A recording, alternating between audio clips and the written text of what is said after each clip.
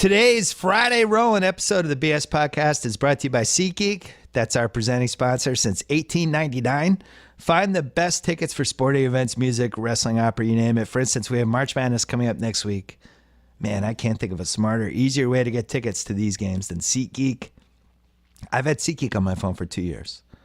It is by far the easiest way I've found to shop for the best tickets, thanks to their revolutionary grading system. Buy and sell tickets in just 2 taps on your phone.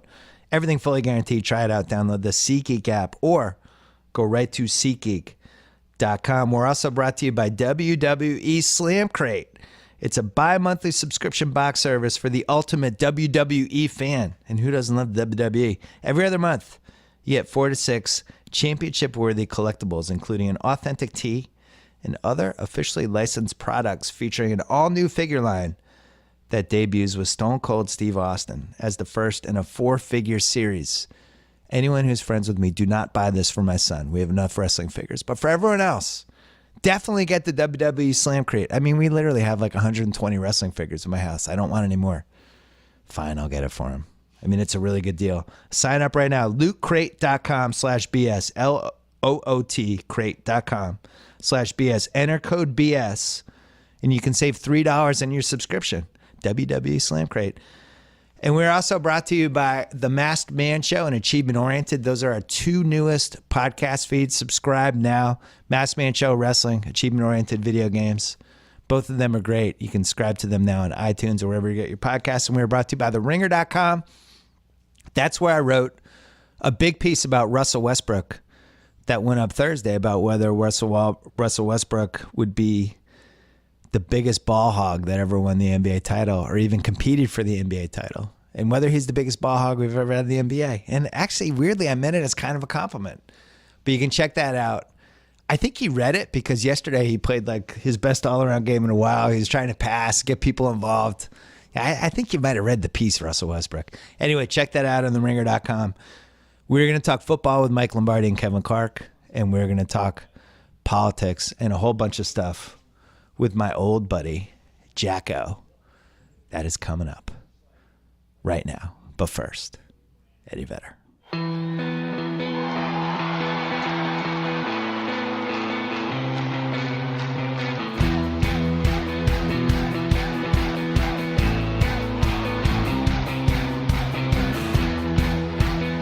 All right, in studio, The Ringer's Kevin Clark. On the line, The Ringer's Mike Lombardi. We have JackO coming up later, who has somehow not been on this podcast in 2017, even though the world is ending. Speaking of the world ending, I can't remember a more action-packed free agency day. We're taping this. It is 9:30, Friday morning, West Coast time. So if anything else happens in the next hour, well, I guess we'll talk about it as it's happening. Biggest thing, Kevin, for you, most exciting thing that happened yesterday, just as a football fan? I'm excited about the Cleveland Browns bringing NBA-style salary dumps to the NFL because we've waited for it. It took the perfect storm. A lot of NFL teams can get out of contracts really easily. They don't need to package a second-round pick to get rid of a contract. Brock Osweiler was so devastatingly bad to the franchise that they had to do it. We see it all the time in the NBA. Now it opens up all sorts of possibilities. You know, we're not just talking about, like-for-like trades or just regular free agency. Now it's like, well, wait, who's going to pick up what in a salary dump? Like, I think it opens up the door for a lot of different scenarios. We need a trade machine, Bill. I'm ready for an NFL trade machine, and I would be working on it constantly right now, trying to figure out Pat's trades. Lombardi, it's a second-round pick, which is one of the best values you can have in the league because the guy's making like $1 million a year. So they're basically paying a $10 million price tag for that pick, but it's a one-time hit, and then it's $1 million a year after that. Why hasn't a team done this before? Why did it take till 2017 to figure this out? Well, you know, there's a rule that you're not supposed to be trading, and I think the Browns did a good job of circumventing or kind of finding loopholes in the rules. But I know I talked to 2 head coaches yesterday, or GMs in the league, that are basically like, this is a cash for cap. This is a trading draft picks for money deal, and it is. And if they let it go through, which is what the indications are, then I think we're going to see more of this. But I think the inclination has always been that you can't do this. And with the way the Browns did it in terms of adding those other draft picks in, it does. So when they get rid of the heist and the Browns still have to pay his $16 million, they essentially have paid $16 million for a second-round pick. Are you excited for some of the terrible signings yesterday to now be traded for draft picks a year from now? What's the number one candidate? I think I am, and I think really what it's the perfect storm, because this is the first time teams have had cap room. I mean, I was talking to a GM yesterday, and they were talking about like some guys they didn't think were going to get tendered at the $1.7 million, because some of these tenders are really high based on the player's performance. But teams have so much cap room that they feel like, well, we should just tender the player. And so I think now that there's so much cap room, if you can buy a draft pick for cap room, basically, then I think you're going to see more of this. Look, you got to take your hat off to the Browns for doing a trade. And I take my hat off to the Texans for at least admitting the heist was a humongous mistake. Right. And, to dump $16 million off your payroll is huge. Clark is excited because he's excited for Tony Romo and the Houston Texans, as I think all of us are. How do you make that deal if you don't have a guarantee from Romo that he's coming? Well, look, I would have made that deal whether Romo's coming or not, because the one thing we know going down the heist road is a traffic jam waiting to happen. I mean, it's an accident. So why go down that road? I mean, it's like Bill Walsh used to say all the time, if you have a pair of twos, you might as well discard them because you're not going to win the hand. Get rid of Brock Osweiler. Like that, I agree with you, Kevin. You'd think it goes A to B. But look, getting rid of Osweiler was the smartest thing. It was the cold reality Houston had to have before they could ever get good. And I applaud them for doing it, because they were going nowhere with Osweiler. If it's not Romo, who are the other candidates? Is there anyone left? They're going to draft. Tom they're going Savage to draft is a guy, still or Tommy Savage is going to come in and play, or maybe it's Jake Cutler. I don't know. But look, one thing we do know for sure: you were going nowhere with Osweiler, and you had to pay him $16 million. I know nothing about the draft and go out of my way not to go down that rabbit hole, but I always have a spidey sense for the QBs, usually. Watson's going to go 20 spots higher than I think people think he's going to in this mock draft. Don't you think he goes in the 10 to 16 range now, or am I nuts? Maybe even higher. No, I think you're right. I think he could go higher. I'm with Kevin. I love Watson. I think you have to shift your evaluation focus on Watson. And you can't view him as a Sam Bradford throwing 80% completions for 25 yards. You got to view him as he's a playmaker. He's Allen Iverson. He'll shoot 9 of 30 from the field, but he'll win the game for you. Right. And I think Watson's got great character. He's got leadership. You want to build a franchise around a guy like Watson. And I think teams will see that the more they get involved with him. Kevin, what would be your ideal Watson team? Oh, I don't know. I mean, I would just like to see him with tons of great skill position players. I mean, I wouldn't hate him in Chicago. Yeah. I mean, you have Jordan Howard. You have you have an offense that showed flashes of life. They were terrible in the red zone last year, but everywhere else they were okay. I think that could be kind of an exciting match. I worry a little bit about the coaching staff because they don't care in Chicago. But I mean, I feel like if he gets to a place with position players, maybe he needs a better quarterback coach. But I could see him working almost anywhere. He's a playmaker, as Mike says. There's no chance San Francisco would take him at 2, but maybe they would trade down 10 spots and then take him in the 8 to 12 range. That would be great just to have Shanahan with him. But on the other hand, there's not really talent around him. Right. I would just like to say, if I was Jacksonville, I would take Deshaun Watson. What pick do they have? They're in the 10s. I think they're what, 5th, something like that. Right. And so why not? Bortles isn't the answer. You have enough. What do you need if you're Jacksonville? You've addressed everything else via free agency. You have decent running backs, good wide receivers. Yeah. You have an okay defense that's ready to compete. Calais Campbell was a phenomenal signing. A.J. Bouye back there was a phenomenal signing. Jalen Ramsey's going to be a star. You need a quarterback. Blake Bortles, is not your quarterback. Yeah, I feel like they're in the same spot that Houston was with Osweiler. Yeah. Where they just were like, as Mike said, they just had the pair of twos, and it's time to just throw them in. Why do you keep pushing chips in? But, Mike, you've been doing these little running paragraphs on each signing that's relatively major as it happens. And for all the Jacksonville stuff that happened, you were talking about this Coughlin culture that how, he's trying to reestablish the right kind of guys with the right kind of work ethic and character, which is why they signed the guys they did yesterday. Bortles doesn't fit into that culture, so what are they doing? I think Kevin's right. I think they're going to look for a quarterback. They're going to go with Bortles for as long as they have to, but I think they're probably knowing Coughlin. They're going to address the offensive line in this draft. I mean, that's been a thorn in their side. They've tried in free agency to do it. It really hasn't worked. Whether it's Zane Beadles or Kevin Beacham, I mean, they've struggled with the offensive line. I think that's probably where they'll go in the draft. But I would think a smart play would be to draft a quarterback because they do have a lot of pieces in place. They're just really one dynamic playmaker away from taking that offense to another level, and it ain't Blake Bortles. Mike, I've never been more disappointed in you than I was yesterday when it seemed like you kind of liked the Mike Glennon signing. I liked it because here's why. You liked it. You actually did like it. Yeah, I do. There's no downside. I've talked to Ciano, who drafted the kid. I've talked to people down there, and everybody signs off on the kid. And, when you watch him play and you look at him in his first couple starts when he started the first year as a rookie, he actually didn't play poorly. I mean, there's a lot of hype about Carson Wentz and how he played his rookie season, but when you watch Glennon play that year, it was a little better than Carson Wentz. So I'm not look, and they can get out of it after 1 year. Most of the guarantees in year one. So it's like, what are you going to do? You're going to keep watching Jay Cutler pout? Are you going to keep watching him move around? I mean, why not feel like if you can hit now? I like the Seattle model. I didn't like it when they did it, and I learned something from it. Seattle kept throwing darts at the quarterback position. They had Tavares Jackson. They signed a kid from Green Bay. Matt Flynn, right? So, and then they draft Russell Wilson. So I think if the Bears take that approach, I like it. But I didn't hate it at all. So Lombardi. Yeah, Kevin's shaking his head. Kevin, you're the tiebreaker. I feel like I was in the United States with DirecTV for the last 6 years and saw Mike Glennon play football and never said to myself, ooh, that guy, file him away. First of all, if you lose your job to a McCown, you have to leave the league.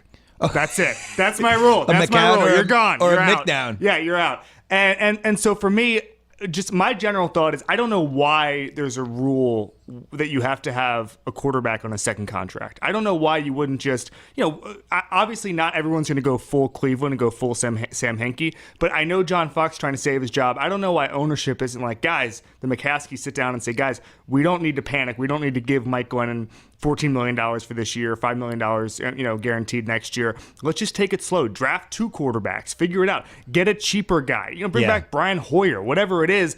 I just don't understand. Mike Glennon's not going to get you the playoffs. There's no scenario in which he gets you to the playoffs this year. They are so bad. I would have just taken things slower, not gotten a guy on a second contract, taken advantage of the rookie wage scale and let it play out. See, my thing is there's only like 7 or 8 quarterbacks that can win the Super Bowl every year anyway. Mike Glennon will never be one of those 7 or 8. He might do the Derek Anderson on the Browns and get you to 10-6 and get you a wild card game that you lost by 3 points. Oh, that was fun. Remember that year we made the playoffs? But he's not winning. He's not winning 4 straight playoff games and winning the Super Bowl. So this happens in basketball too. Everybody tries to make their roster in July. Yeah. And they don't they don't factor in the part that, one, it's great to have cap space. And once you get to October, November, December, January, everybody's dying to dump some contract and these guys become available. Teams become unhappy with certain people. And if you have the cap space, you just make the move then, or you get the buyout guy at the deadline in basketball. Either way, you don't have to finish your roster in July. And that I kind of feel the same way about quarterbacks. Like there's going to be somebody available either in the draft or after the draft that will be 80% as good as Mike Glennon. And there's always going to be a situation where someone drafts a young quarterback and they have a veteran. Happened with Sam Bradford last year, and all of a sudden the veteran becomes available in August. We don't know what that's going to look like until the draft, till after the draft, and then even in training camp. And so I'm with you. I would wait as long as possible if I'm the Bears. If I get to August and I say, hey, this team's got a chance, then you say, well, what veteran is available? Is Chase Daniel going to be available in a trade? I like Chase Daniel. Mike, how much pressure? So if you're running the team, you guys like Chase Daniel and hate Mike Glennon. I love this. No, I don't hate Mike Glennon. I just don't want to pay him $15 million a year. That seems like a lot of money for Mike Glennon. Well, they got to spend some money somewhere. I mean, they got to. Why? Do problem with. But that's the part, Mike. That's the part I don't understand. Like, why do they have to spend money in April? Look, they feel like that. And if you talk to enough people around the league that have coached Glenn, I mean, let me say this to you. Tampa refused to trade the guy. Tampa was offered more draft. I mean, Tampa was offered picks for this guy. And, and they know they're going to spend in free agency, so it isn't like, oh, well, we'll get a compensatory for Mike Glennon. I don't think that's the case. I mean, they signed Deshaun Jackson, they signed Chris Baker. I think they won't get us, so they should have taken a pick for him, and they refused to do it because I think they felt like he had enough ability. They liked his talent level. And I think that's what we don't see as fans. We don't get to watch the practice or the scouts. People say to me all the time, well, why are you so high on Jimmy Garoppolo? I watched him practice every single day. Right. And so that's why I'm high on him. And I think maybe Glennon is one of those guys. Now, look, I don't like his body language. I don't like some of the things about him. But I think it's a move the Bears had to make. I don't think you could – to me, quarterback is the last position you can manufacture around because you want to build your team around the quarterback's strength. Your quarterback is your baseball stadium. You've got to build a team to fit his strengths.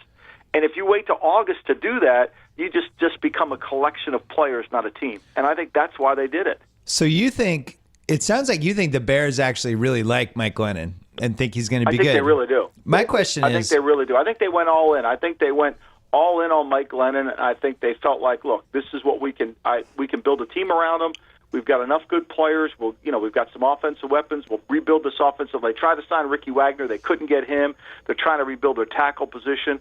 Look, I think that whether John Fox is there 2 years from now or not, I think the reality of it is the Bears organization, the way they run their team, it always has a longer lens to it than just the next year. The McCaskey-Hallis family is not looking on 1 year only. And I think that's why they convinced themselves that this guy can become a good player. I'm not sure he's going to be great. I will know if I was a GM, I would have paid $15 million on a 1 year. But Right. At least the risk side is down to where if it's bad, it's not like Brock Osweiler where you're trying to sell the contract next year. Very quickly, having been in a position where you're running a team, if you don't have a quarterback by the end of April, how much pressure do you start feeling from your owner, from your COO, from your fan base? Like, it must be, that would be the one thing I think would be hard if you just went with the strategy. Guys, we're going to wait. There's no perfect QB out there. Just trust me.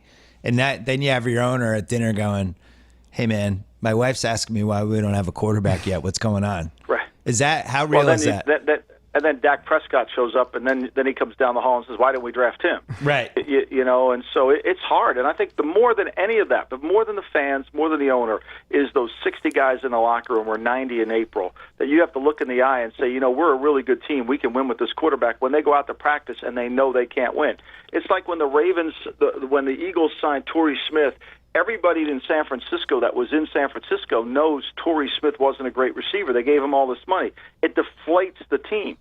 Yeah. And not having a quarterback deflates your team. You don't have credibility when you stand in front of those players and say, we can win the game. You have credibility if you say, hey, look, we're going to manage the game this way. We have a quarterback who can do these things. It's hard when you don't have one. Mike, just to play devil's advocate very briefly, if you pay Mike Glennon $19 million guaranteed over 2 years, isn't that the same sort of thing where players will look at Mike Glennon and say, this guy's getting that much guaranteed and I'm on a $1.5 million deal? Isn't there a chance of locker room dysfunction when you pay sort of an unproven quarterback? Well, I think there is, and if the kid comes in and just, but there's a separate entity here. It's the quarterback. Quarterbacks are kind of kind of their own section of the financial scale. You get paid more just because you play that position. So I think that you get a slide there. But if he comes in and doesn't really, one of the problems with the Heist down in Houston was he really wasn't a teammate. Yeah, like they couldn't really get along with him. He wouldn't really work hard. He wouldn't do the things. It wasn't so much that they overpaid him. It was the fact that they got the guy and they really didn't like the guy. Yeah. They got the guy. They didn't like him. And I think that's, Kevin, would be more detrimental. I think that there's a chance that he'll rally the people around him. And Glennon's never been a guy that his teammates didn't like. I mean, they've always liked him. I want to talk about the Patriots, but first, quick break to talk about Blue Apron. What if you stopped wasting money on expensive takeout? What if you signed up with Blue Apron? For less than $10 per meal, Blue Apron delivers easy-to-follow seasonal recipes along with pre-portioned ingredients right to your door. They have the highest standards. They built a community of home chefs that has no rival. Kevin Clark, you have Blue Apron? Love You're a Blue young Apron. guy without kids. Love Blue Apron. No more overspending at restaurants. No more high-end grocery stores. With Blue Apron, you can prepare delicious, memorable meals yourself in under 40 minutes. Tate can't do this because he doesn't have a kitchen. Some of the meals available in March include salmon piccata with orzo and broccoli, pork chops with miso butter with bok choy and marinated apple, vegetable chili and baked sweet potatoes with crispy tortilla strips, spicy shrimp coconut curry with cabbage, and something called RIC. I don't know what that is. Right now, you can get your first 3 Blue Apron meals for free with free shipping, unless you're Tate and you don't have a kitchen. Just go to blueapron.com/BS Blue Apron. It's a better way to cook. Patriots splurged on a free agent. Stephon Gilmore. I feel like Belichick is hitting his late 60s, and he's like the older guy who like bought his first fancy car. It's like, oh, I got a Porsche. Oh, it's like, oh, look at the old guys getting a little frisky. Bill, are you goes down and gets Gilmore? Are you at the stage now where your evaluation changes as soon as you know Belichick has interest in a guy? Like Stephon Gilmore 2 days ago, you were probably like, and now you're just like, this guy. I'm booking my trip to Canton now for Stephon Gilmore. I knew he was good because we played him twice a year, but I didn't really have an opinion either way. But with Belichick at this point, Belichick could like release my dad, and I'd be like, all right, my dad probably wasn't carrying his weight. I'm okay with it. My dad should have stepped up more. I just completely trust him. The Collins thing was incredible. Yeah. He waived the best defensive player that we had on our team from a talent standpoint, and the team immediately got better. And he just put like 3 random people that nobody even barely had heard of in August and just patched them together, and they were better than Collins as a collection. So I just trust him. But Mike, Belichick never spends on free agents. Why Gilmore? Well, I think they've never been in a position where the team is A, so young, and B, had so much cap room. I mean, this is a unique spot. I mean, they were the only playoff team in the top 10 cap room. Yeah. And won the Super Bowl. They had over $50 million. You're going to have to spend it on some players, and they have guys signed to long-term deals. And look, now that we see the guard market's going completely insane, Shaq Mason's probably sitting there thinking, when is my payday coming? Because he played pretty well for them for most of the season. So I think he looked at the landscape and said, who can I sign? Who can I get as a quality player? Who can fit the scheme and we can utilize?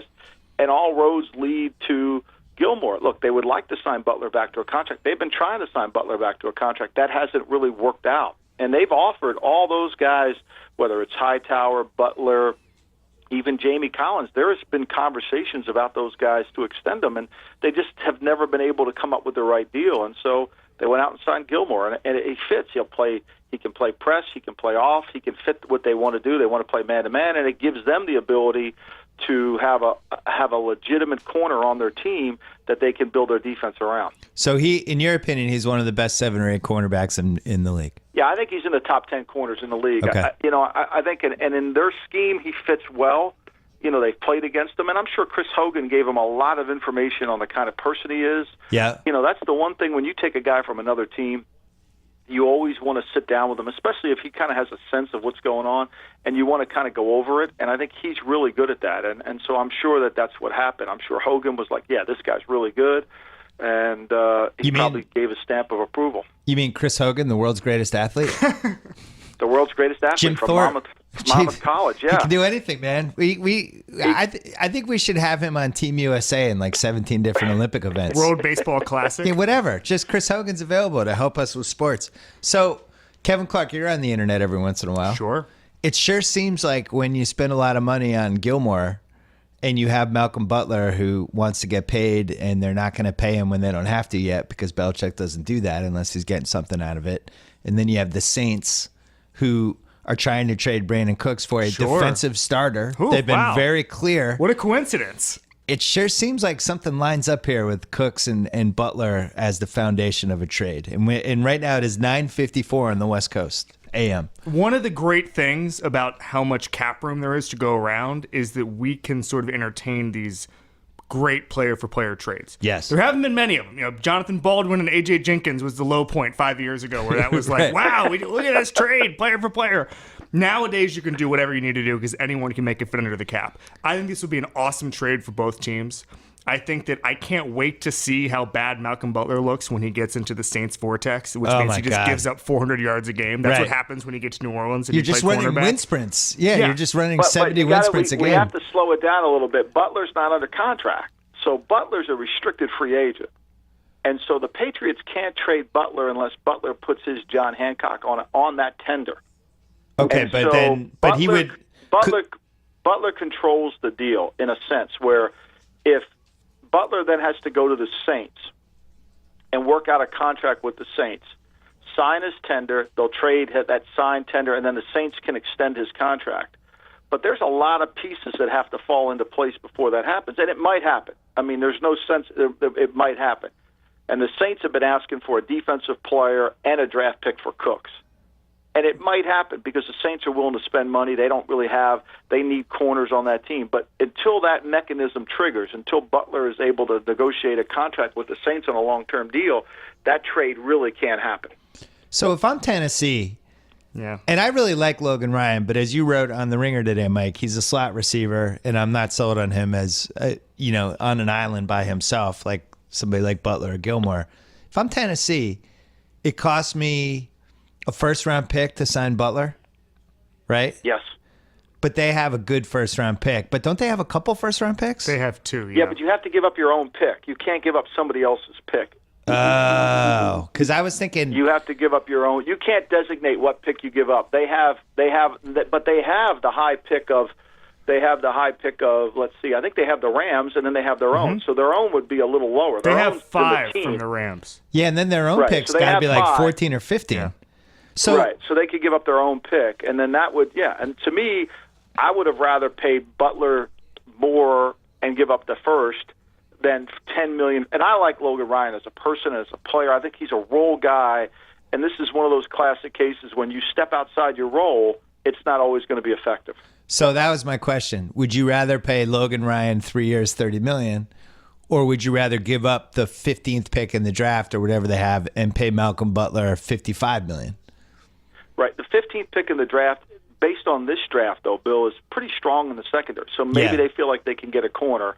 They have to address their receiver needs badly. They're going to be in the Brandon Cooks thing as well. Mm-hmm. So I don't know if they're going to want to give up any of those assets until they figure out where Brandon Cook lands. It's kind of they're cooking 3 meals on the stove at the same time, and I don't think they can make that move until they know what happens with Cook and go from there. So it's a little bit more. You're like a short order cook. You got a lot of things going. You can't get it all happen at the same time. So how good is Cooks? Because it always makes me nervous when a team is trying to trade somebody. Like if all of a sudden it came out, I was just trying to trade Kevin Clark, especially a receiver. Well, like let's say like the Ringer's trying to trade Kevin Clark. That's not good. They need a copy editor. They need 2 copy editors and a couple younger bloggers. People's reaction would be, oh, that's weird. Why are they trying to trade Kevin? Which is kind of how I feel like about Cooks, because I always thought Cooks was good, but how good can he be if they're trying to trade him? Most of his yards came in 3 games last year. I think they know that. But on the other hand, if the Patriots want him, that indicates they're not going to get hoodwinked into taking some damaged goods. Well, Belichick's. I mean, he raved. Anytime, it's so funny. If this would be a good piece for us, we should go through the last 7 years. Anytime Belichick raves about an opposing player, it's his way of it's almost like a dog peeing on territory. He just kind of sneaks it out there. There's no way the guy doesn't know. Like Cooks and his agent they were like, oh, did you see what Belichick said about you yesterday? Oh my God. Wow. File that one away. They use it in negotiation. They'll use it in negotiation. Like, look, did you see what Belichick said about us in negotiation? You don't think we're good? Belichick likes us, It's like, but some of that is also, some of that is just to help his team out, motivate his team when he talks about the other players. Like, the team's like, oh, he always talking good about them. He never talks about us. It's like one of those. Right. But look, I think Cooks is a good player. I think the problem the Saints have is they feel like they can score 20 points a game with Cook or without Cook. They can't keep the opponent under 40 the way they are right now. So I think they're just trying to move assets from offense to defense, and they feel like he gives them the biggest asset they have. Maybe they should make Kobe Fleener an inside linebacker since they paid all that money for him last year. Yeah, wait, trade him to the Browns. They have 2 number 1 picks, and naturally they use 1 on offense. I mean, they wonder why they're no good on defense, and then when they break down their defensive personnel, I mean, they can't get Stephon Anthony on the field. They draft him in the first round. It's one of those where they don't. There's some teams that just can't seem to pick defensive players, and part of the reason is they keep changing their scheme. They've been through Greg Williams, Rob Ryan, now they've got Dennis Allen. Like, they don't really know what they want to be on offense. My hot take on this is that Sean Payton won a Super Bowl already. It's a great corner to be the guy who's an offensive genius who just can't get it together on defense. You can always blame the defensive coordinators, these different guys you drafted that didn't work out.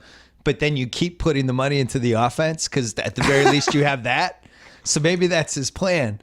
With Cooks, though, all right, so the Pats, Brady's been there for 16 years now, and at this point he's just had variations of the same guy that entire time. So he's Troy Brown in 2001, who was amazing, who made the Pro Bowl. Then you have like Deion Branches in that spot, then Welker, Edelman, a little Amendola. From a talent standpoint, where would you put Cooks in the framework of those five guys? Is he as good as Troy Brown in 2001? Is he more like Branch? How good is he? I think he's a better Branch. I mean, this is a guy that can do a lot of things. He's good with the ball in his hands. He's got quickness. He can play in the slot. He's tough to handle on the outside. I mean, what the Patriots always are looking for is multidimensional receivers, guys that can line up anywhere, and Cooks is one of those guys. The advantage with this Cook deal for Belichick and the Patriots is if they're able to trade for him, they bring a player into their locker room that they don't have to. That Edelman's not going to get mad about what they paid him because he's still on his rookie contract. Right. That's a huge value for the Patriots. Hogan's not going to get upset because this guy's still on his rookie contract. The Patriots think about those things. I think the Patriots read Kevin's article in The Ringer a few weeks ago about how they have more middle class salary guys than anybody. They just added a couple more. The guys from that 5 to 8 million range. That's like the sweet spot for them. None of those guys in the league except New England. It's really incredible. No, that Kevin, that's right. Your article is absolutely correct because they go against the norm in that area. They're saying to themselves, we'd rather have $5 million players than two big time players. Yeah. Because they believe depth wins games. Harmon's a great example. Great contract.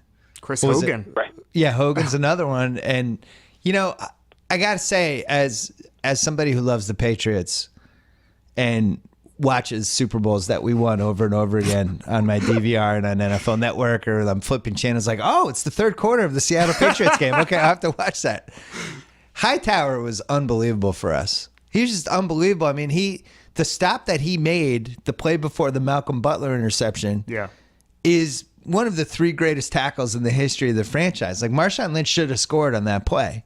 And then he comes in, he does the strip sack on Matt Ryan in the Super Bowl, which was the official, like, the Russian is cut. Like, that was one of those moments. But it's really hard for me to imagine him not being on this Patriots team. So, Mike, tell me it's going to work out. Well, I think it's hard. I mean, look, Jamie Collins made Luke Kuechly money. And Luke Kuechly's a really good player, and Hightower's going to want that Luke Kuechly, Jamie Collins contract, and it's not going to happen in New England. I just don't think that until the price comes down. I don't think that's going to happen. And so, look, Hightower. What makes that tackle in the Super Bowl so amazing is he's playing with a harness on his shoulder. He had to get shoulder surgery after the game, right? So it's really remarkable that he was able to even bring that beast down and tackle him with one shoulder. So. Look, he's a really good player. The championship game in Denver, the one we lost, played as well as anybody. And in the Super Bowl, played as well as anybody. He plays great in big games. He's hurt quite often, so durability is a concern when you sign him. And then he wants a contract that's comparable to Kuechly and Jamie Collins based on where he is, and he wants it over length. And I think that's something that Hightower's always wanted, and I think he'll sign to a team that gives him that deal. And I think he feels like that's the best thing for him to do, and perhaps it is. I'm sure he wasn't a huge fan of the Gilmore signing, right? He couldn't have really thoroughly enjoyed it. Oh, I thought we weren't paying big money for defensive free agents. Well, at least the ones that aren't here. Like I wrote, I mean, Belichick's going to love the one that says yes. Right. All right, it's time to talk about the Romo coaster. Oh, my gosh. Houston would be the most fun. Houston is also the one that scares me as a Pats fan the most, because if he's good in Houston, I really like the way that team played in the playoffs. I thought they beat the shit out of Brady in that game. They're getting J.J. Watt back. If they could figure out how to sneak Romo in there, Kevin, do you believe? I believe among the obvious candidates. I think if you go back to the Peyton Manning recruitment of 2012, it was always, it's going to be Miami, it's going to be Arizona. Maybe Denver was in the mix a little bit, but then there were these secret back channel reach outs. Remember Arizona? Harbaugh? Well, Harbaugh. And San Francisco. San Francisco. Harbaugh worked him out at Duke. I think there's going to be teams that come out of the woodwork, secretly work him out, or if he becomes available, that is, and maybe try to upgrade a little bit. The Vikings are pretty much capped out, but I mean, what the hell? I mean, try to win a Super Bowl. You already have an NFL or a Super Bowl ready defense. And this is crazy, but what if you're Miami? and you're saying, like, we have some of the best skill position players in the NFL. We have Ryan freaking Tannehill. We could move him. Yeah. Everyone has the cap space. If you're a team who can upgrade at quarterback, I think you're going to at least give a look to Romo. So I agree that of the obvious candidates, the ready-made candidates, Houston is going to be the best option. But I could see some teams coming out of the woodwork here. If I was a Chiefs fan, yeah, and Romo's sitting there, and you're telling me I have to watch Alex Smith put together 15-play drives in January that lead to a 22-yard field goal for another year, I'd be going crazy. Alex Smith is who led Harbaugh to secretly work out Peyton Manning. Yeah. Where's Kansas City in this, Mike? Kansas City says no, but they could be like Kevin says. There's always a team that you're always thinking is saying no, but really saying yes, because they don't want to mess up there's an aftershock that affects this, So if you don't get the guy, then you have to go and it's damage control. You've got to go in there and try to tell your quarterback, no, we really weren't in love with Romo. We just wanted to call and see if he was available. And so you try to do it as covertly as you possibly can. And, look, I think Houston's the perfect place. Yesterday, midday, I heard Houston was not going after a quarterback, that they were tired of changing. And I was talking to a coach in the league, and he was saying that. And then all of a sudden, it shifted. And I talked to somebody else in Houston that felt like it was shifting. They weren't sure where it was coming from, and they were able to pull off the Osweiler deal. Now it appears that Romo will go there. And I think Romo, if he's healthy and durable and can stay there, I think it's a good fit. Can I throw out one team that nobody has thought about yet? What about the Jaguars of Jacksonville? Oh, yeah. They have Mike, as you would say, they have a lot of blue chippers. They could make a really good sales pitch. I mean, they could make a really good sales pitch for him, because they could say, "Hey, look, we're gonna draft offensive linemen. We put you at quarterback. We want you to groom Blake Bortles into show him what it takes to be a really good player." And retire. Yeah. I mean, we're talking a sales pitch here, and so, because look, there's people in the Jaguars organization currently, the former general manager who still has the title but doesn't have the authority, David Caldwell, who thinks you can win a Super Bowl. He's been quoted as saying you can win a Super Bowl with Blake Bortles. I don't know what Super Bowl you can win with him, but he thinks that, and that's fine. And so there's still some people in that building, but I think Jacksonville's a sneaky good team to do it. They have cap room, they could fit him in there, and it would look.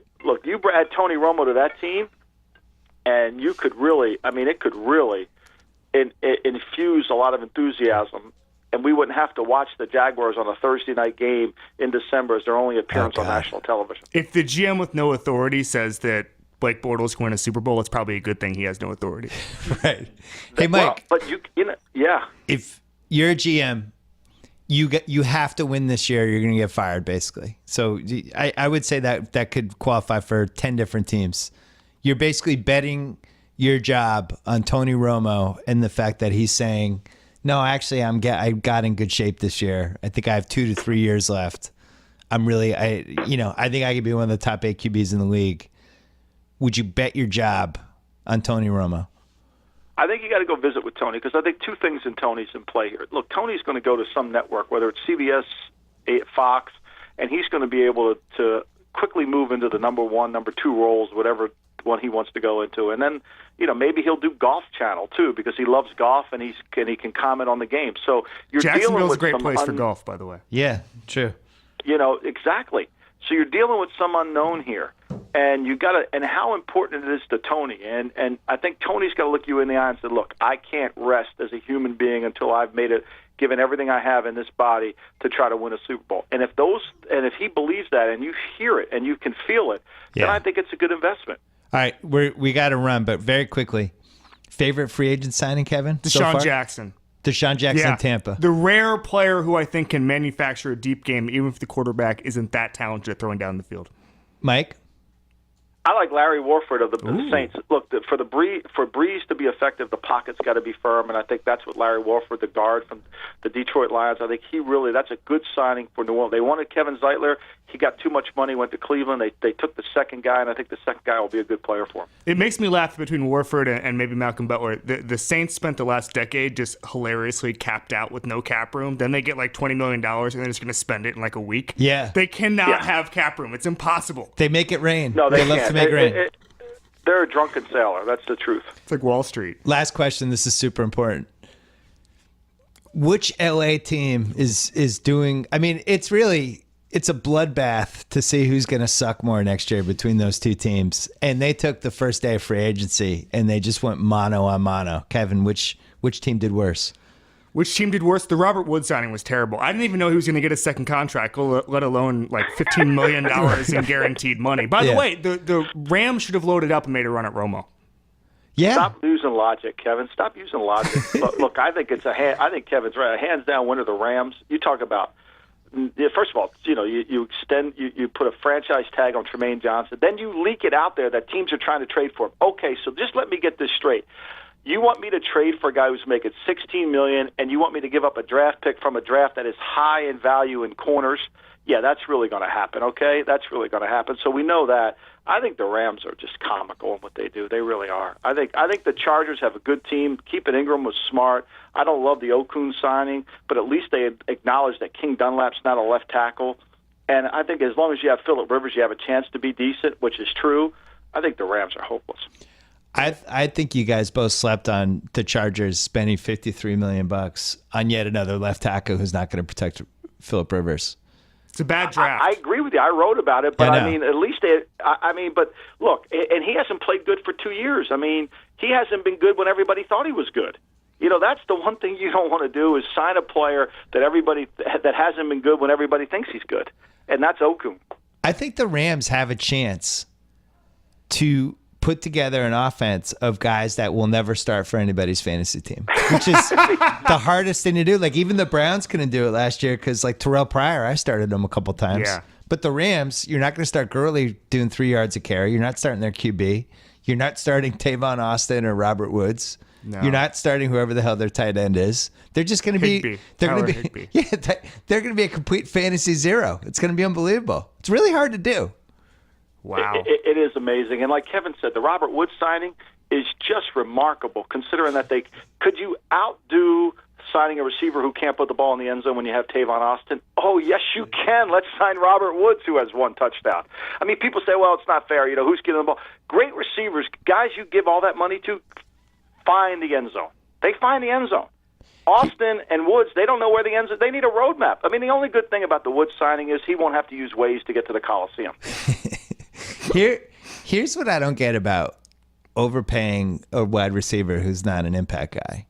Those guys it's almost like overpaying a point guard in basketball. There's so many of them. There's always Yogi Ferrell. There's always the next Yogi Ferrell or whoever, Demetrius Jackson. There's the next guy is going to come up like you have Green Bay, Geronimo Allison. Like, 7 guys got hurt. Here's Geronimo Allison. He'll get some stats. I just don't get it. I would never pay for a receiver. Look at the Chargers. They lose their starting receivers, and they have 2 guys that come in. They tendered one of them, aiming a first-round pick. I mean, you can find receivers. Yeah. It's the old adage, you can find them if they're out there. The one thing you can't find, everybody says you can find guards. That's not true anymore because we're paying guards huge amounts of money. So clearly you can't find guards. So, but receivers, you can find receivers. And running backs, there are running backs out there that you can find. But to me, this signing is just, the Rams I don't get the Rams, and it'll be fun to watch. Mike, no one in LA gets the Rams. Yeah. Or knows that they're in LA. Yeah. Kevin Clark, Mike Lombardi, thank you. We will read you on The Ringer. Thanks for being on. Thanks, guys. We're going to call my buddy JackO, who we have not talked to in a while, and is overdue. I'm getting emails wondering if he died or if we're not talking, and neither is the case. But first, let's talk about propercloth.com. Every guy knows that it's hard to find a dress shirt that fits. Maybe the collar's too tight, the sleeves are too long, the shirt's too loose. You know what? I have some good news. Ordering a custom fit shirt has never been easier thanks to Proper Cloth. Create a custom shirt size in seconds by just answering 10 easy questions. No measuring required. Over 500 fabric styles to choose from. Everything from classic business to casual shirts. All high quality, starting at just $85. Proper Cloth has hundreds of 5-star reviews on Google and Yelp. It's the highest rated custom shirt maker on Google. Find out why GQ calls them their favorite online custom shirt maker. Go to their easy-to-use website. Make a custom profile. Even order from your phone. By the way, Proper Cloth guarantees a perfect fit. Remakes are free. The Proper Cloth team makes it super easy to do everything. Stop wearing shirts that don't fit. Look your best. Go to propercloth.com/BS. Enter gift code BS, and you can save $20 on your first shirt. Again, That is propercloth.com/BS. Gift code BS. And since we're here, are you hiring? Do you know where to post your job to find the best candidates? Well, posting your job in one place is not enough anymore. For the perfect hire, you need to post your job on every top job site. And now you can. With ZipRecruiter.com, post your jobs to 200 plus job sites, including social media networks like Facebook and Twitter, all with a single click. Find candidates in any city or industry. Just post once. Watch your qualified candidates roll into ZipRecruiter's easy-to-use interface. No juggling emails. No juggling calls to your office. Quickly screen candidates, rate them, and hire the right person fast. You should find out today why ZipRecruiter has been used by over 1 million businesses and why it's been featured on Forbes, Wall Street Journal, Time Magazine, The New York Times, TechCrunch, CBS, you name it. Right now, my listeners can post jobs on ZipRecruiter for free. Repeat, for free by going to ZipRecruiter.com/BS. And I think we're going to put some ringer jobs on there too, because we have a couple social media things I think we're going to put on there. So keep an eye out for that. And keep an eye out if you're looking for a job. I would also highly recommend checking out ZipRecruiter. But right now you can post jobs on ZipRecruiter for free by going to ZipRecruiter.com/BS. And now it's time, JackO. As promised, the next GM of the Hartford Islanders, the one and only JackO. How are you? I'm only going to be the GM. I was hoping to be the Steinbrenner-esque owner. Maybe it could be like a Green Bay Packers situation where the entire city of Hartford buys the Islanders. That could work. Well, Steinbrenner bought the Yankees from CBS back in 1973, and it was like, I think it was like $1 million or a couple $1 million, and I think he put up about $27 of his own money, and somehow became the majority owner over time. So I'd like a similar plan put together for me to own the Hartford Islanders. Have you been scouting the Islanders? Are you watching them, trying to figure out which players you're going to keep? What's the deal? I have to confess, I have not been as diligent as I should be in watching the game film of the Islanders, right. but I'm going to get on that now. Step it up. So a lot of the listeners have been worried about you because you haven't been on the podcast since President Trump took over. and my feeling on it was too raw. It was too crazy. Right. I wanted to get to a calm place of being able to really kind of break stuff down from a place of wisdom and not anger and passion. And unfortunately, we're never going to get there. So no. So plus, I was tired. I was tired from all the winning. From all the winning, yeah, you're right. So we're about to hit mid-March here. Yeah. We should mention, just for anybody who hasn't heard you on the pod, and God knows how they haven't, because we've been doing this since 2007. You're a diehard Republican and a diehard Yankees fan. True. And now, and the Republican Party has, I would say, never been in a stranger place. So your thoughts? Yeah, that's actually a good way to put it. A stranger place. I didn't know where you were going there. Like, if you were going to say it was the strongest position or the worst position, but I'll go with we'll go with strangest. It's funny. I mean, I still, and I said this, I've been saying this for about a year and a half since he started his presidential run. Like, I could never wrap my head around the notion of him running for president. So you can only imagine what it's like for me to see him deliver the State of the Union or get off of Air Force One and be saluted as the president. It's just so fucking crazy. Like, if you really sit back and think about Donald J. Trump as the president of the United States, like, just saying that is just so patently ridiculous that it's really hard to get beyond that threshold level. I saw a thing on Twitter a couple of months ago. I wish I could remember who said it, because I would give them credit. But when Trump comes out and did a tweet about the Apprentice ratings with Arnold Schwarzenegger, and then Schwarzenegger responded, and so somebody on Twitter just put on there and said, "President of the United States Donald J. Trump responds to former governor of California Arnold Schwarzenegger's tweet," and then it said, "Explain that sentence to 1985." How about 2015? Right, exactly. The former governor of California, Schwarzenegger, and Donald Trump is the president. So, yeah. Although, I never thought Trump was going to win, as any listener of the podcast will, or reader of my Twitter feed will know. So I mean, who knows? We're through the looking glass here. I mean, I'm a pretty frequent follower on Twitter and follower of the news to the extent that I can stomach it. And so if you are a frequent consumer of news, be it on Twitter or wherever else, and you sort of look at this Trump administration basically seemingly careening from one disaster to another, right? Like, immigration bans that get overturned by the court, idiotic, early morning tweets that make no sense that the whole administration has to try to respond to and frankly can't. So it looks like it's a disaster in the making, but to his supporters out there in the great, lands between the two coasts of this country, maybe they're happy with it. They're like, well, this is what I voted for. He's going to build a wall. He's forcing American companies to, remain in America. He's keeping out immigrants that are threatening me and my family. I'm not saying me and my family. I'm saying if you were a supporter of his. Yes. And, if you're not tuned in to the news and not on Twitter and not following the daily machinations of what's going on, to you, it might look okay. I mean, his poll numbers are not horrific, really. Not as horrific as you would expect them to be if you really were paying attention or to the reactions of the news media, Our offices are in this Sunset Gower complex, and I have to walk by this TV on the way to my car, to and from my office. Right. And the TV's always on CNN. And I walk by the TV, and I always look to see what's on. And it's always like, I'm just prepared for anything every time I walk by. It's it'll just have the CNN, it'll have the big graphic on the bottom. And it just has the craziest shit on it. And I was always like, I wish I had just taken a picture of what was on this TV for the last 4 months and just ran it as a slideshow, because it would be like, Trump defends Russian spy, just like you. Yeah. There's no ceiling on what's going to be on that TV. And I think that's been the strangest thing about this presidency so far is the day-to-day not knowing what the hell is going to happen next and being a little afraid of what might happen next. It's almost like when your team is being run, one of your favorite teams is being run by just a crazy owner or a crazy GM. That's exactly what it's like. And the trade deadline's coming, you're like, oh my God, I don't even want to go on the internet right now. I don't want to find out that we traded so-and-so. And that's what it's like to just be an American every day. I think that's been the strangest thing about Trump for me.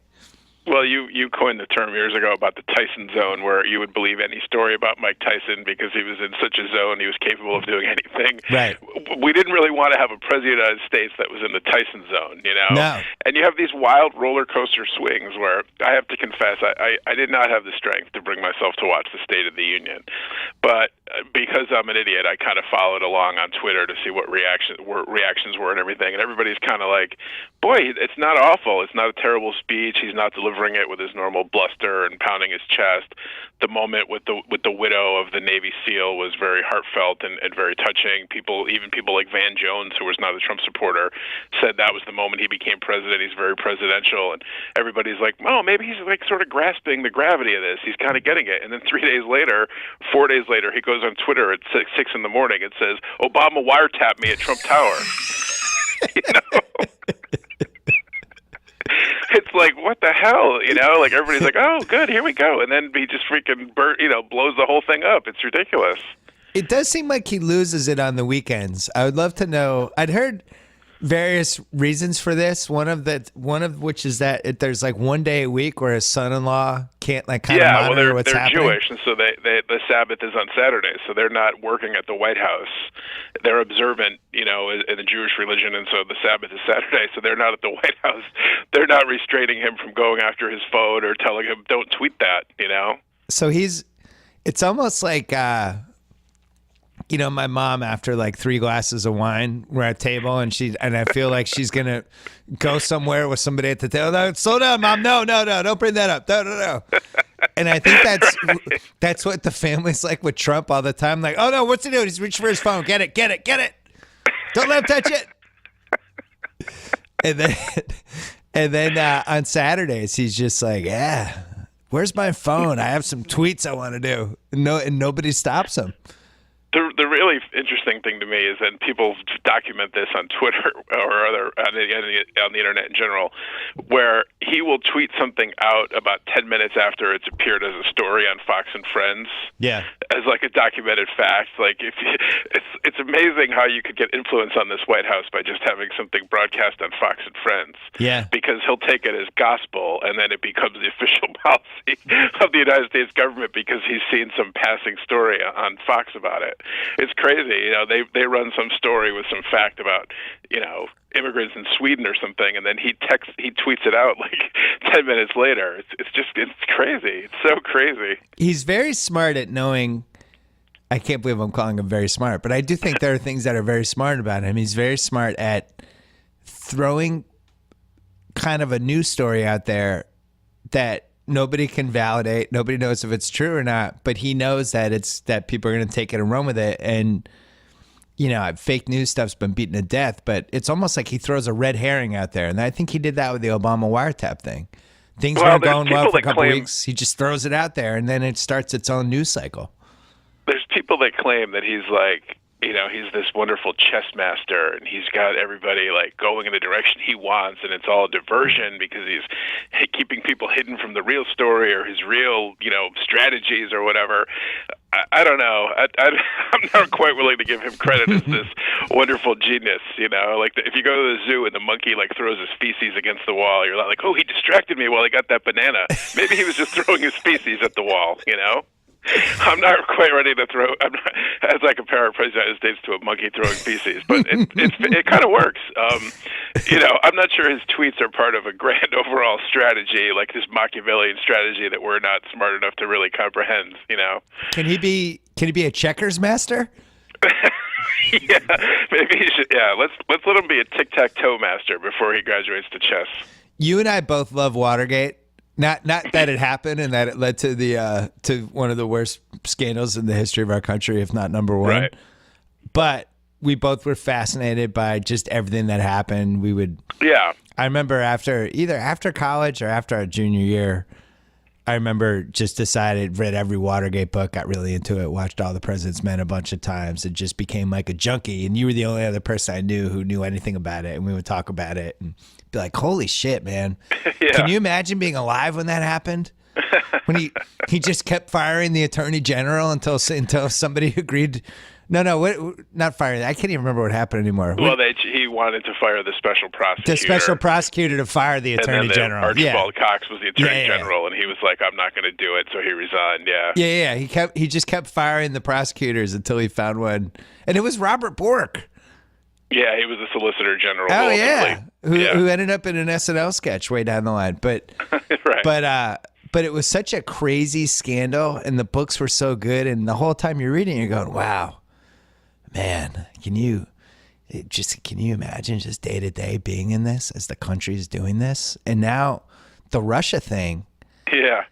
And the Russia thing to me is just so weird. I grew up as a child of the 80s, the 70s and 80s, but a conservative Republican family where like Ronald Reagan was and still is looked at as a deity. So the notion of now the Republican Party is like, Russia, it's not so bad. Right. It's like, what's the big deal? Like, we like Russia.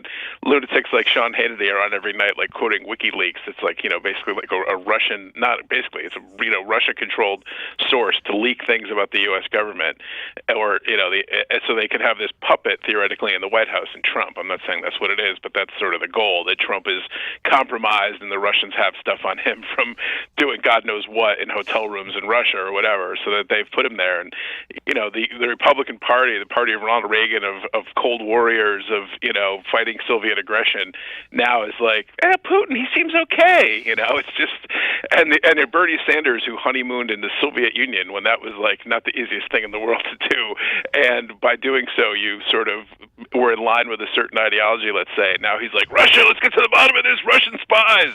It's just crazy how the roles are reversed, and people will just, if you support your guy, it's like rooting for your favorite team. You will defend your guy or your person that's on your team, no matter what how much you have to betray your previous principles. It's really dispiriting. Not that I should be surprised by it, but it's dispiriting nonetheless. I give Hillary Clinton a lot of credit because if I had lost the election and then it came out that Russia definitely tampered with it, which it seems like they definitely did, I would just be like, hey man, it's an asterisk.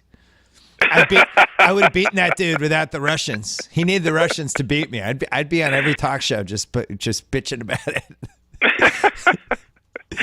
Yeah, I mean, it's hard to say. I mean, the Russians they leaked Podesta's emails and not paint her in the best light, certainly, and leaked some things that they would rather were not leaked, sure. But, I don't know to what degree that really influenced the election.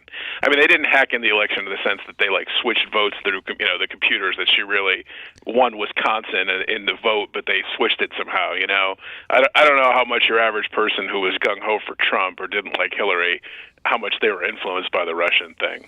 The scarier thing is if they have some dirt on him now that they if to the extent they interfered, it seems that they were they wanted Trump to win, and that's what makes you nervous. Is why did they want Trump to win? If they have something on him from God knows what from his past, if they own him through financial dealings with his banks and they could bring down his whole empire, or if they have actual surveillance footage of him doing untoward things.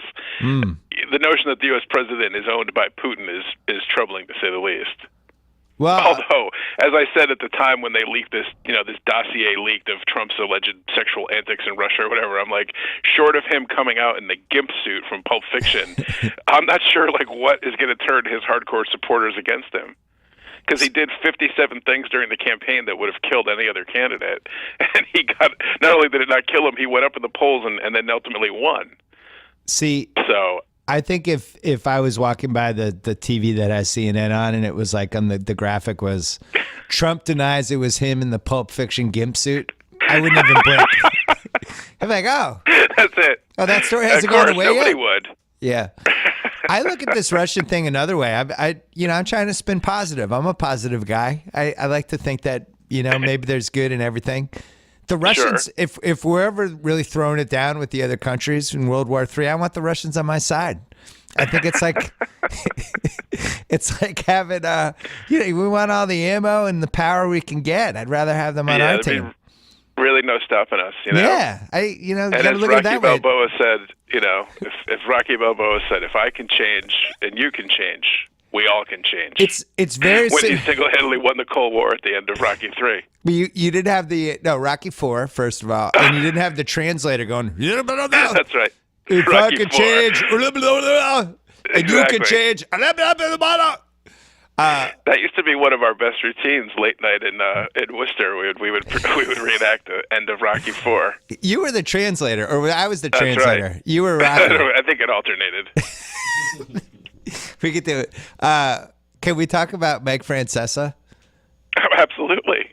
He's taken a lot of hits recently. Has he really? Yeah, he's been very pro-Trump. He was anti everyone with the Oscars. He decided that Becky Hammond, the Spurs assistant coach, there was no way in hell she would ever coach men. It's ridiculous. Yeah, I heard that the other day. That was a big controversy about could women coach men. Yeah, I did hear that one. It's the last year of the show for the Pope, and I'm concerned. I don't want him to go out and like a Dick Enberg in his last year announcing kind of way. Jimmy the Greek or something. Yeah, Jimmy the Greek or whatever. Yeah.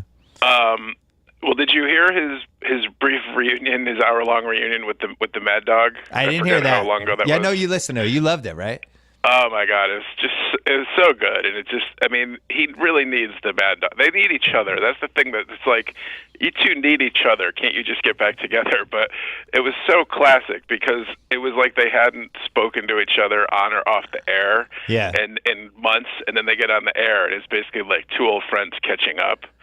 So he's asking him about Francis is asking Mad Dog about his kid and his kid's basketball team, and he's like, I think that's like New Canaan High or something. And so he's like, how's the basketball team, Doug? And Doug goes, a little spotty. And he goes, what's spotty? And he goes, we're like 3-14. The guy's a good coach. And Francis goes, good coach, 3-14. They start talking about his kid's basketball game, and then Mad Dog goes, we don't have the athletes. He goes, And then, so Francis goes, "Where's Timmy playing?" or whatever the kid's name is. And he's like, "Power forward." And he goes, "How tall is he?" And he goes, 5'7". And Francis, completely deadpan, goes, "That might be a problem." So classic. It was so classic. I was like, oh, for the love of God, Sirius or XM or whatever it is that Mad Dog's on, throw Francisco whatever money he wants and just put them back together again. Would you please? Can you do that?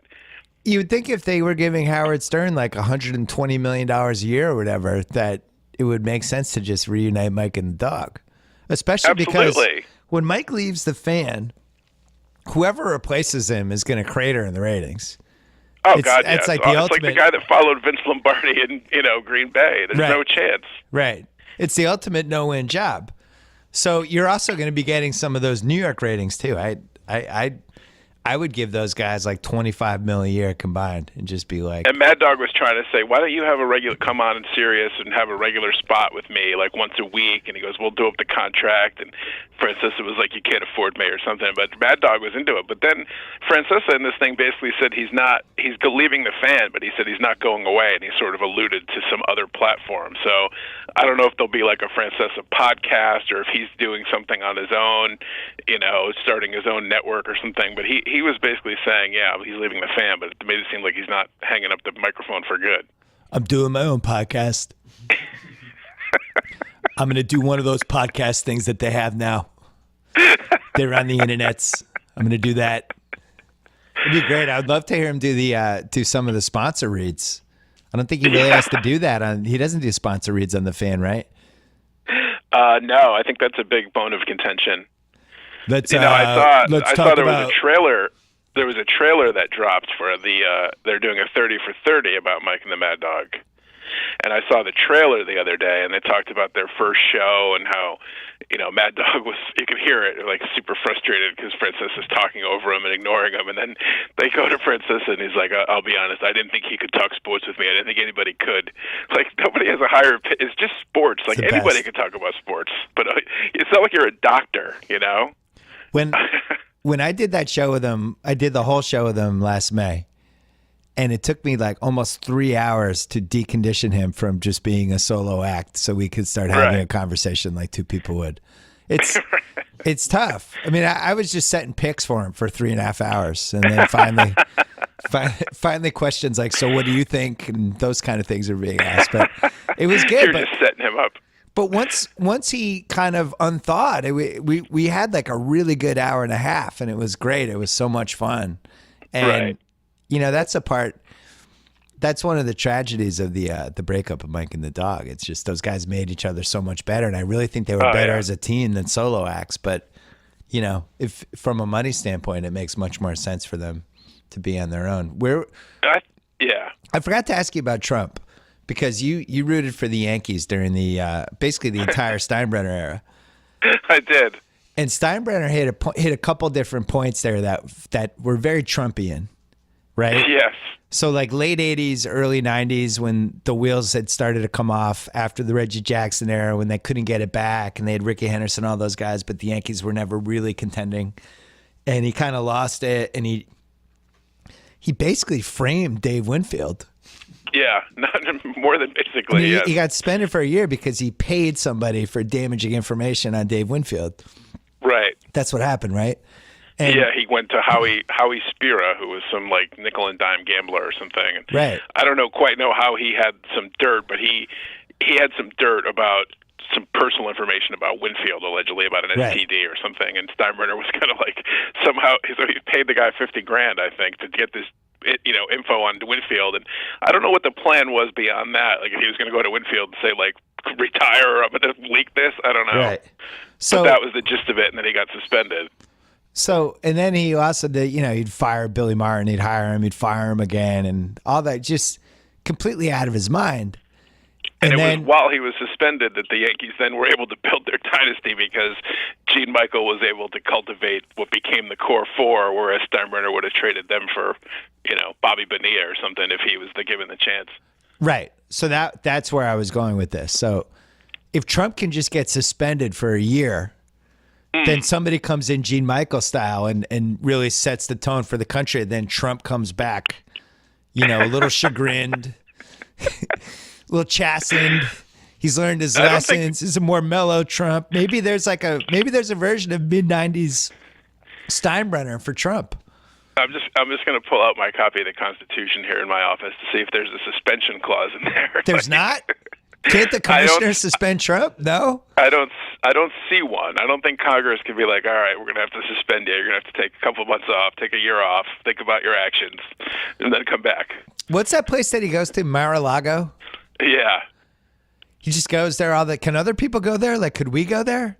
Mar-a-Lago, I think it's like a golf club. Yeah, we I think could it's go like there, a golf right? or dinner club. You can join, but it costs a lot of money. But the beauty of it now is that apparently they basically hold like cabinet meetings there, like out in the dinner area, so you can like watch like I saw something on the internet last week, I think it was, or 2 weeks ago, where diners were coming into the country club to eat, and Jeff Sessions was like greeting them like Joe Louis in his late stages, like being a casino greeter.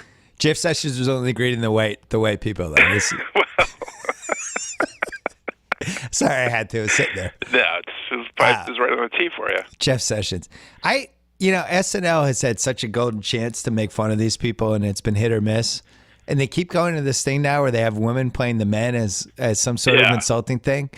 And, I think SNL, the best parts of the year have been Alec Baldwin and Melissa McCarthy, who aren't on the cast.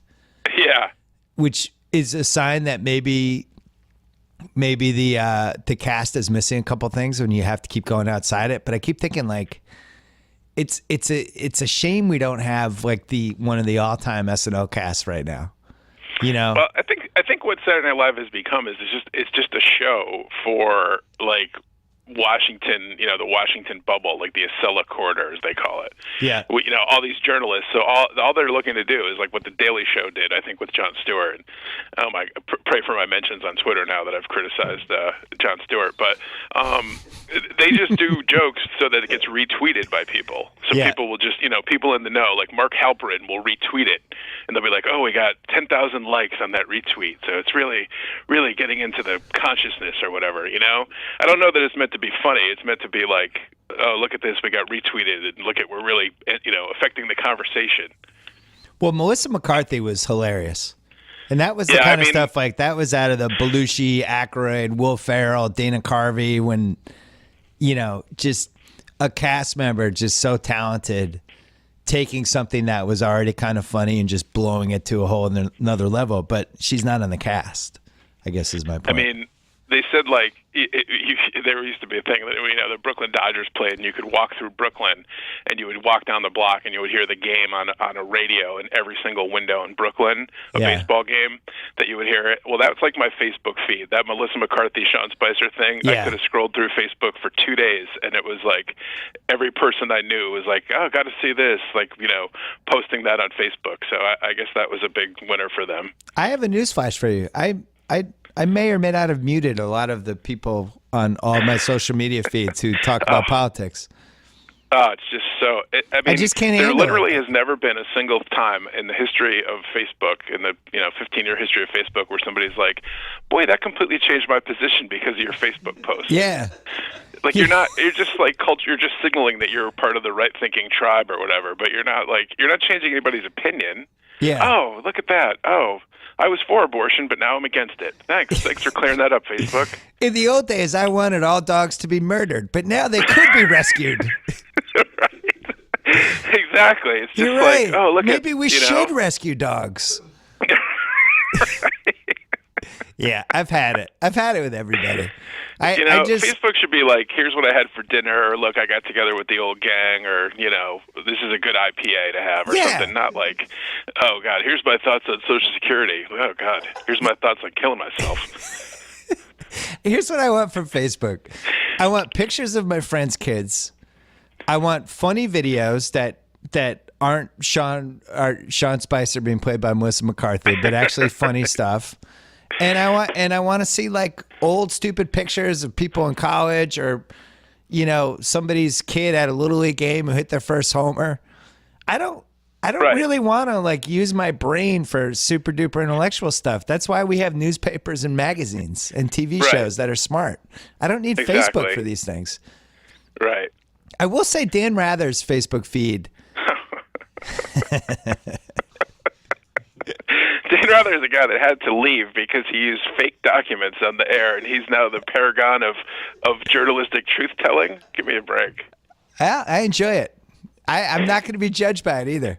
Tate has now checked out because Purdue is playing Michigan and there's a minute left.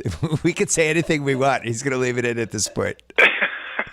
Who is he a fan of? He just said Tate also hosts our college basketball podcast, and there's there's a 3-day frenzy of college basketball games.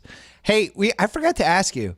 Is Holy Cross on the bubble at 14 and 16? I think we're on we're on whatever the worst thing than the NIT is.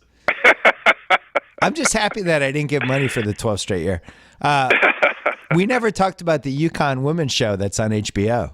I know, yes. So I need to catch up, but we should talk about that the next time because our hero Gino Auriemma is in it. You know, I actually was in. I don't remember if I heard it on the radio. I think I heard it on the radio, an advertisement for it, and those like sort of gauzy sports documentaries always suck me in, no matter the subject matter. And the fact that it was UConn sort of appealed to the comedic side of me, and I was like, I actually might watch that show, and I kind of forgot about it, but now you've reminded me, and I do have HBO, so I might have to start watching that. So I will do that. That will be my homework. I will binge watch the UConn women's documentary, and we will discuss it next time. I'm going to also just to watch Gino Auriemma in action, if for no other reason. How about this? Let's take it to another level. You watch it with your older daughter. I will watch it with my older daughter. All right. And then we'll reconvene, and we could try to compare our least favorite Gino Auriemma moments. Excellent. Hey, Gino. Excellent. Gino's the guy who goes to play pickup basketball and just picks the best 5 players in the court and tries to win for 5 straight hours and just annihilates everybody else. And then feels good about it after. Though, I think they're up to 107 wins in a row. And I think we've discussed this in the past. How can there not be one other college women's basketball program that can get any recruits? I mean, college football, I'm sure most guys, they want to go to Alabama, but you have USC, you have Michigan, you have other schools that recruit Notre Dame, Yeah. And it's when it has good years. But women's college basketball, he gets every freaking recruit. It's amazing. Well, think about it. They used to have a rival with Tennessee, but they've fallen by the wayside. And now he just gets, 107 wins in a row. Even John Wooden at UCLA couldn't do that. Well, think about it. Let's say your daughter becomes an incredible high school basketball player. Yeah, of course. You're going to say, I want to go play for the best, right? Yeah. At some point, she's going to be like, wow, UConn wants me? And that's how it happens. It never ends. All these boosters at other schools, and I know it's women's college basketball, and it's not as popular as football or men's college basketball, but all these boosters at other schools where they're ponying up all this money for a football program or to bring in, superstar coordinators to build a program for college football. Somebody ought to pony up some money and make a women's basketball program. Steal some recruits away. Say, hey, get in on the ground floor. We're going to challenge UConn. Someday we're going to be UConn. Don't you want to be there? Start it, So you'd say nobody has done that in 20 years. It's crazy. Are you saying you'd rather do that than be the GM of the Hartford Islanders? No. That's my main focus. But if that, I could actually do both. I think I'm going to use once the Hartford Islanders have won numerous Stanley Cups, I'm going to use some of my billions of dollars that I earned from that to build a women's. How about Holy Cross, our alma mater? I'm going to build Holy Cross into the UConn of the Patriot League. The thing is, you only need 3 kids a year.